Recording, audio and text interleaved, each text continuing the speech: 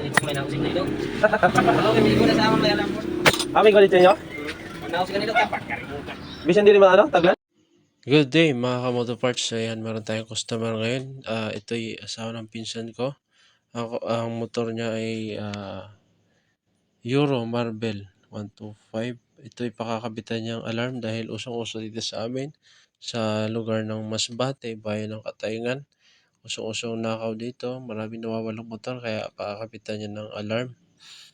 Ayan, na-install na po natin yan kung tutuusin. Ayan, hindi ko na po maisa-isa sa iyo bawat diagram ng wire na yan. Pero meron po mga diagram yan na dapat masundan po. Ayan, may nabibili po sa Shopee niyan ng mga alarm. Ayan, mga remote niya. Bali, keyless alarm na po yan. Kahit hindi nakapatay ang susi, kaya pong paanda rin yan. Ayan. Sa mga naghahanap dyan na gustong magpakabit ng alarm para safety yung mga motor nyo, lalo na yung mamahaling motor na branded. Ito ang paraan para hindi manakaw yung mga motorsiklo nyo. Ayan, gabitan ng alarm. Yan, kahit mahawakan lang yan, madampian, yan po ay tumutunog na agad. Ayan, tapos na po natin na ikabit.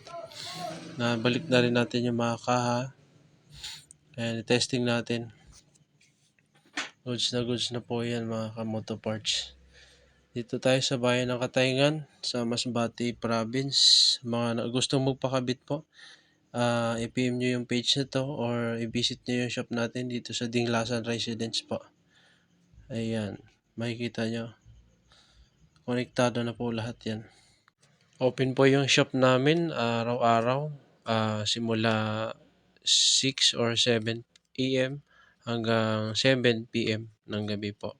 Sarado lang po tayo linggo sa mga gustong magpakabit dyan ng alarm o kahit anong repair na yung mga motorsiklo. I-visit nyo po yung shop natin dito sa Bahada, Dinglasan Residence, sa mga taga-Katayngan na narito. Actually, bago lang shop na to. Baka naghahanap kayo ng magpakabit ng alarm. Bihira. Salamat po.